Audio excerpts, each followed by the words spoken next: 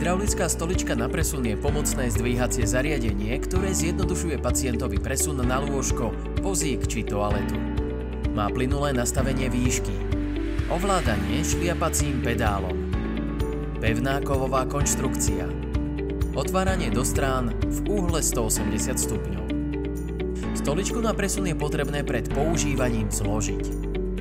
Mäkčené opierky nainštalujeme na konštrukciu pomocou matíc a vidlicového kľúča. Utiahneme každú z troch matíc. Takto utiahnuté opierky musia lícovať s rovnou hranou k sebe, ako je znázornené vo videu. Na spodnú podstavu s kolieskami upevníme hydraulický piest. Zmontujeme pomocou skrutiek, podložiek a matíc pomocou imbusového kľúča. Následne na piest upevníme kovovú tyč s dvomi dierami na spodnej a vrchnej strane. Najskôr upevníme spodnú časť, opäť použijeme vidlicové kľúče a upevníme. Následne pripevníme plastové čierne krytky na skrutky. Do konštrukcie vložíme nosné kovové tyče otvorom smerom dole.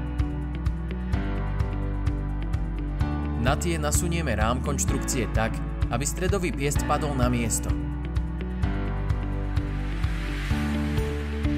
Bočné strany konštrukcie zaistíme poistnými kolíkmi.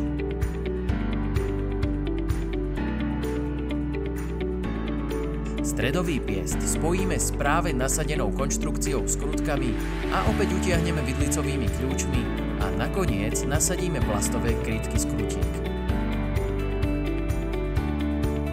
Nasadíme šliapací pedál a upevníme imbusovým kľúčom.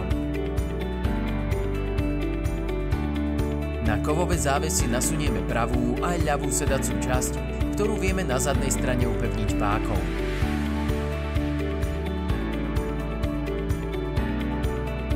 Takto zostavená hydraulická stolička je pripravená na používanie pacientov.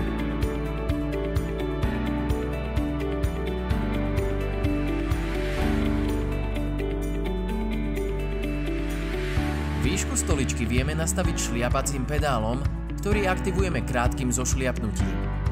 To nesmie byť až úplne na doraz, ale len do polovičnej fázy. Ak máme pacienta umiestneného nad posteľou, sedačkou alebo iným zariadením, pacienta spustíme úplným zatlačením pedálu, čím stolička klesne smerom dole.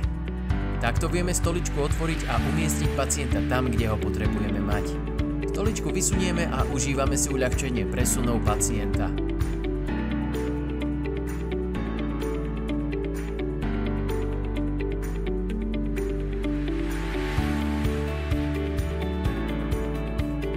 Viac informácií nájdete na www.unizdrav.sk.